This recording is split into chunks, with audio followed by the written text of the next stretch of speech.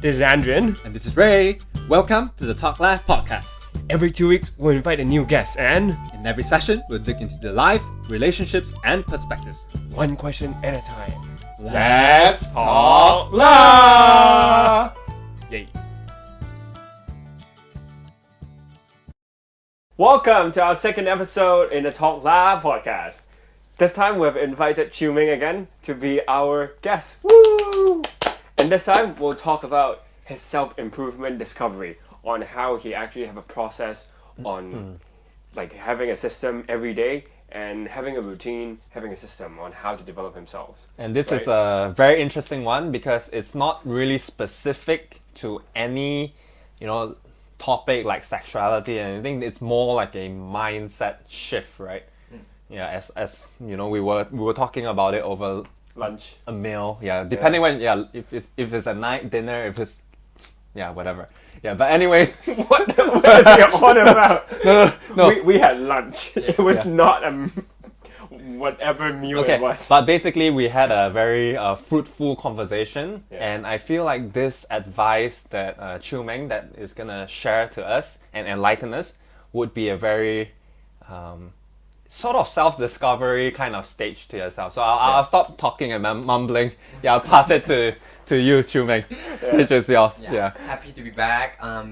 So what Andrin and Ray mentions, actually, I don't think it's enlightenment. It's more on like something that I have learned and I found it useful. I think a lot of people can, apply it in their life as well. So a little bit background on why we start talking about all this self-awareness, self-improvement stuff is because, I have been working for almost 2 years. I don't think it's long. It's really young. We are like all young adults, and young adults like in our time struggling to understand who we are, what we are doing, our life purpose. That's why we are sitting here to have a conversation about this. And doing this amid a pandemic is not easy.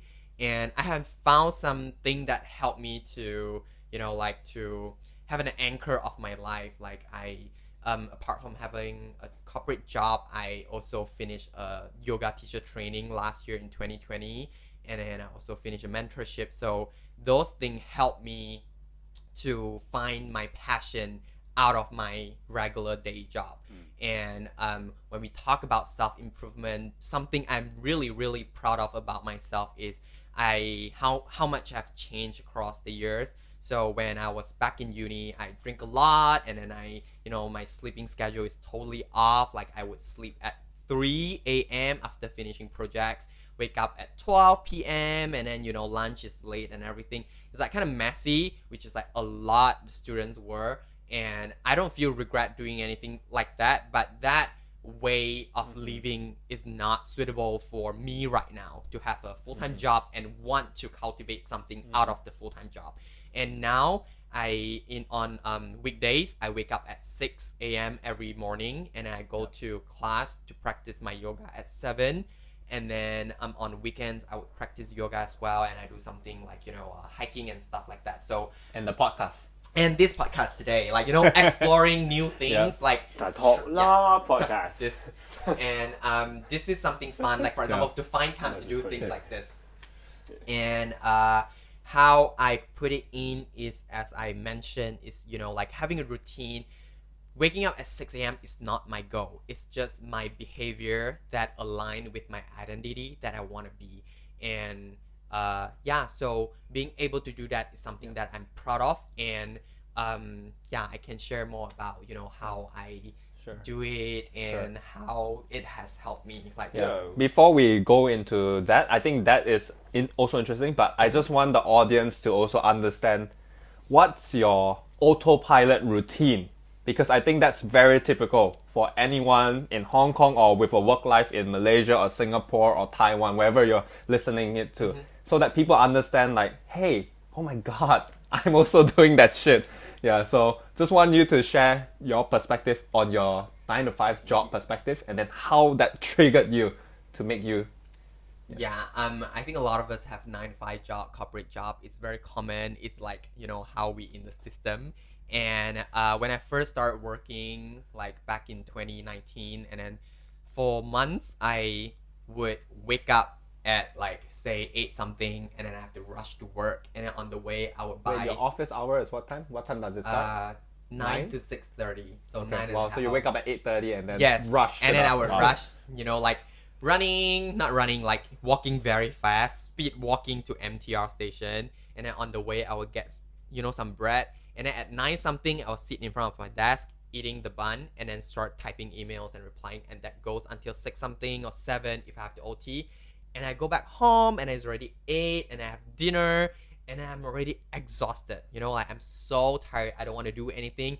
I go on Instagram, like pictures, I post some stuff, and then I go on We all do that, Facebook, I talk about things, and then it's already 10 something, and then I shower, and then there's no time, I continue to go on social media, and until 12 something, I'm like, okay, it's done, I'm tired, okay, I'm gonna sleep. And then that repeat for 5 days, Monday through Friday, and it's the autopilot things with that I've been doing, like it's so routine, but there's no spark of joy, because I did learn a lot at work, but there's a certain extent what you can learn, and what you learn is related to you as a person and your core value. And I don't feel that I slowly lost that, and at one point I'm just like, oh, I don't like this, and I sign up for gym membership and yoga membership, and then I start trying to go to yoga every 2-3 days a week on different times, and eventually I feel like, oh my god, I like this, I want to do this more, because it brings joy to me. Like it can be anything in your life. I have friends that like bake, I have friends that like garden, and anything that brings you joy and you want to include in your life.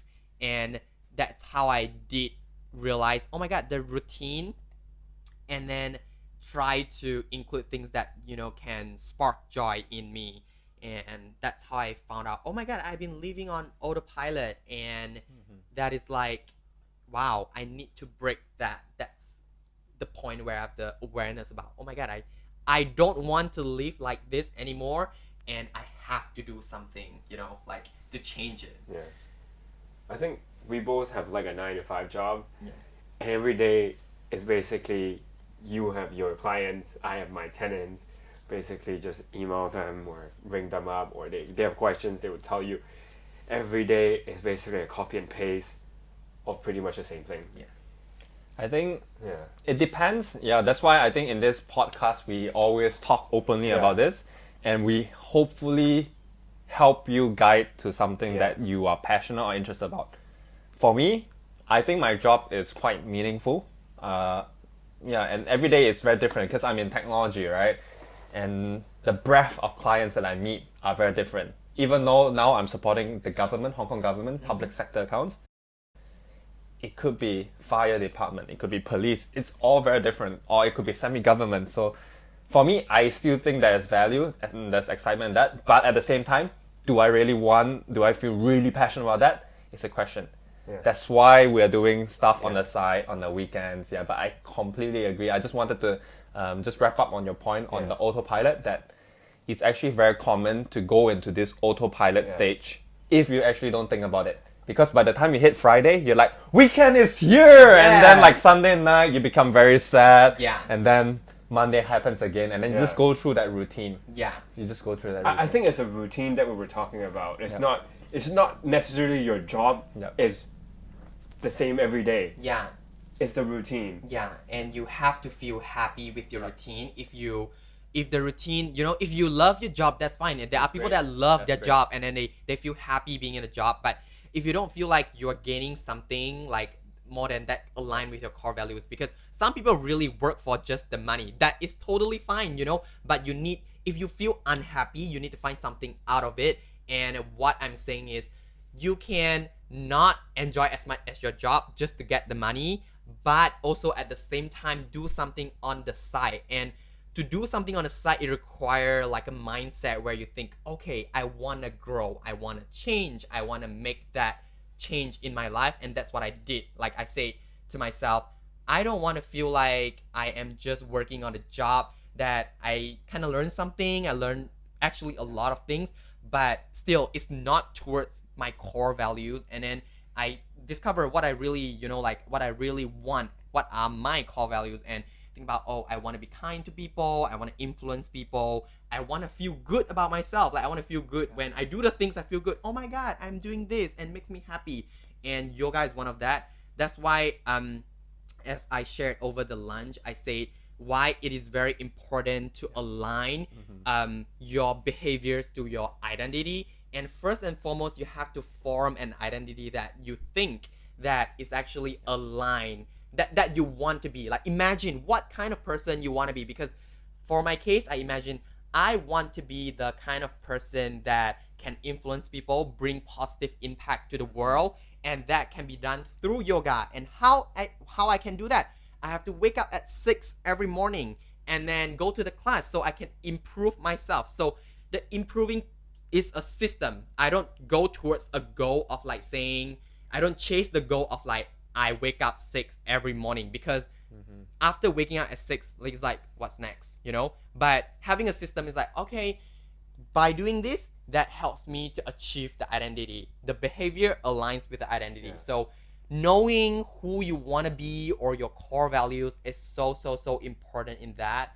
And this is like not advertising, but this is something that I've read from the book called Atomic Habits from by James Clear as well. So you can look it up right now quickly on Google. It talks about how, the first few chapters talk about how when you have this identity, you create a system that reinforce the habit. So to me, 6 a.m., waking up at 6 a.m., it's a habit. When I hear the alarm, my brain get the cues, I wake up, I brush my teeth, and then I pack my bag, I go. So this is already in the system. That I definitely have days that I feel like, I don't want to do this. This is so hard. It's so cold during the winter in January. I do not want to be on my mat. I hate it. I hate everything about it. But I'm like, I will question myself. Does this behavior align with the person that I want to be in near future? If it's not, do I want to do it? Because if I don't do it, I'm staying away from becoming the person that I want to be. So the goal is not to wake up, because there are times when you really achieve the goal or the resolution, you're like, then what's next? You're like, what? Yeah. So I think it's very important to crack that part, like to know who you want to be, then form a system around it, then the habits and the things, the behavior will come. Yeah. Do you have anything to add on? Because for me, I've tried, because Ray and I he's sort of my PT. Oh. He invited me to go to work, go to the gym on one of the weekdays. Trying to create a system for you, trying to create a system. At morning at 7:30, we said we're gonna meet up there, and I woke up at 6:30 in the morning, and he missed. Wow! Now you're ranting on me. No, okay. So that's why it leads to the point, right? Like No, I was not trying to burn you. No. But I like taking that as reflection and criticism. It's fine. Because like just drawing all that from Meng is a lot, and just taking this example, right, as a role play, right. So basically, why I decided to my thought process was I had work that I haven't finished yet, and sort of that's why it aligns with what core values and how you prioritize. So at that moment, I was like, okay, my work is more important. I need to give that numbers, that update to my boss first, and that's why I felt, okay, I needed to, that's my system of decision making. He's trying to explain it as fine. I didn't blame him, but I think what I'm trying to say is just to like tease at him, but is to create a system. If you have something that you want to achieve, and it sparks joy, like Marie Kondo. Yeah. I just searched it up. Yeah. If it sparks joy, it gives you more motivation. It's not to wake up in the morning, but it's to be a person that is better and upgrade yourself to reaching a stage of happiness, right? Yes, that's right. Because it becomes a positive reinforcement. Like every time I wake up, I'm not telling myself that, oh my god, I wake up at 6 a.m. I'm telling myself I am becoming a better person. I am improving. I'm improving my practice. Like I can do more crazy poses, and I feel good about that. That become like a positive loop. Whenever I hear the alarm, it become a cue that says like, today we choose happiness. Today we're gonna choose growth. So it becomes something like, oh, there is a positive voice, because a lot of time from my experience is like we ourselves is the worst critics, like the critics of, like we receive the worst criticism from ourselves. We're like, you're not good enough, you're not doing this enough, blah blah blah.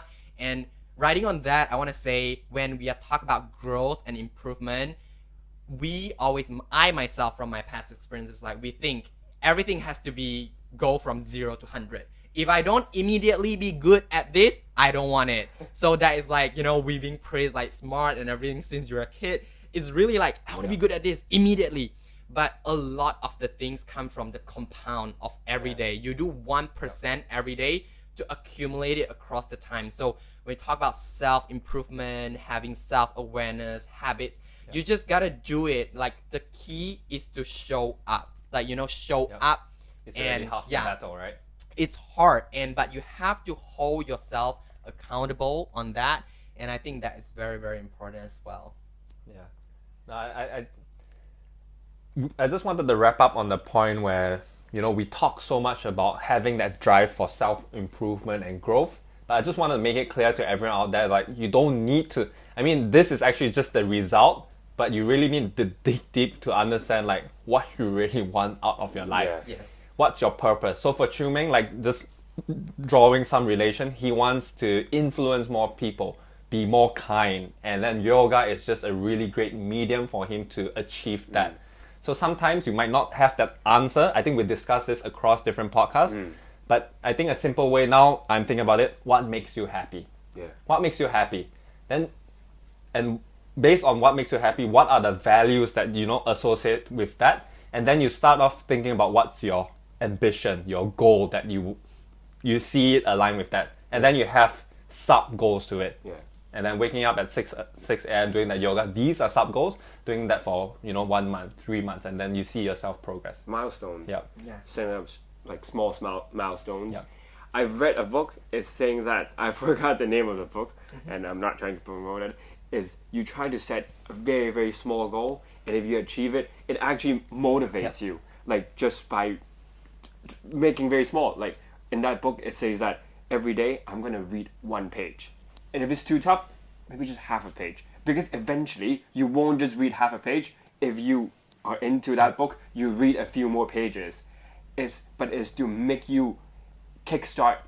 It's to take the initiative that matters more. Yes, this is very, very important tip. As I said, this is like so relatable, because a lot of time we don't want to do it because we think it's hard. Yep. But just do the easy thing, that if you want to read a book, then you start from the first page. That's completely right. Like if you want to practice yoga, start with maybe 10 minutes practice. You don't have to always go from 0 to 100. You can go 0 to 5, and that is something, and you affirm yourself after doing it. Celebrate the small wins. It's so important. Yeah. Whenever you have the small wins, celebrate that. You feel happy about, oh my god, I wake up today. It's a good win for me. I could lay on my bed until 11, but I didn't. Celebrate that. It's one day, and across the time you accumulate over weeks and months, and then it slowly become part of you. It slowly become part of you. It's not something that's external. It's already you. Yeah. I remember Ray saying that it takes like 50,000 hours. I think 10,000 hours. 10,000 hours to build. To become an expert Yeah. in something. So don't think about the 10,000 hours. Think about the 10 minutes. Yeah. Because it's a mind game. You always treat, your mind is always telling you, oh, it's so hard. So you always have to say, hey, it's just 10 minutes, okay? Yeah. And you do it every day. And everyone tried to, when we learned in econ, is everyone tried to maximize and minimize. Everyone want to maximize, like workout, you want to maximize the gains, but minimize how much workout you need to put in. Like, or for Meng, I want to be a yoga guru without going to the yoga studio. Yeah. I just practice it here. I'm like, some people can do it, but I think most people practice is make perfect. Yes. Or just don't even do like yoga. Buy a mat. First step. Just go get your mat first. Yes, right? correct. Do the thing. There are so many steps that you can take, and you can take it as a cue. Just do thing. Like if you want to start a podcast, like, you know, start recording your own voice. That is one step. Like, don't think things are hard. When you break it down, you just realize, okay, I do one thing and then another thing. And on top of that, like I want to recommend another book. I love like recommending books because I think they help me. Another good book, and the concept I've learned in a psychology class back in UST is called growth mindset. So a lot of us have different side of mindset. So there's one fixed mindset, and there's another one is called growth mindset, and where growth mindset is where you know that things are like you can grow.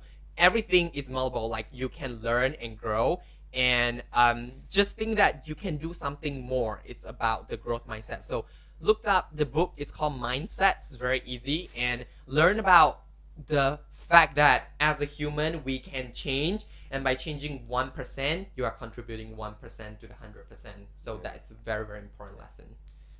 All right. Yeah, I think because growth mindset has become such a gimmicky word, like every company, all the HR people say growth mindset, growth mindset. So people listening to the podcast, I'm sure they'll be like, oh my God, growth mindset again. But hopefully we have, broken it down that growth mindset is not always like, not just related. Yeah. It's also about yourself.